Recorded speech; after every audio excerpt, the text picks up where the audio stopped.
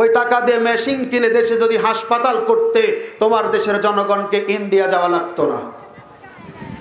এখন তো ঠিক বলবেন, আমরা বলছি তারপরে, এর আগে তো বলেননি, শুধু পাগলের মতো জিলাপি খেয়ে গেছেন।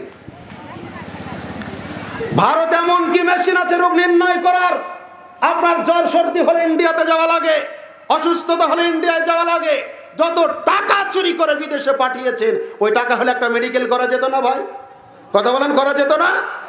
তার মানে এদেশের ভ্যান চালক এদেশকে যত ভালো না বাসে, এদেশের একটা মন্ত্রী তার চাইতে বহুগুণ কম ভালোবাসে দেশকে। এমনি তাদের মায়া কান্না, কারণ ওই এমপি মন্ত্রীর বইয়ের পরনের শাড়ি বিদেশি, ব্লাউজের সিট বিদেশি, পেটিকুটের সিট বিদেশি, ব্রাশ বিদেশি, পেস্ট বিদেশি, চাউল পর্যন্ত বিদেশি। আর ভ্যান চালা মানুষ দেশের পণ্য কোনে দেশের উন্নয়নে বিনিয়োগ করেছে। আজকে গরিবের সাথে ঠাট্টা করা হলো, ইসলামের সাথে দুশ্মনী করা হলো, পয়লা বৈশাখের নষ্টমী, ভণ্ডামি, তোরামি, অসভ্য হিন্দুয়ানি প্রথাকে এর আগে মঙ্গল শোভাযাত্রা বের করেছিলেন, অনেক টুপিওয়ালার অংশগ্রহণ করা হয়নি। এজন্য যখন আনন্দ শোভাযাত্রা দিল, তখন বিসমিল্লাহ বলে মদ খাওয়া যেমন জায়েজ, কিছু কিছু হুজুরের জন্য এটাও জায়েজ হয়ে গেল। আর আপনি বলছেন স্বাধীনতা অর্জন করেছেন, ছাই করেছেন।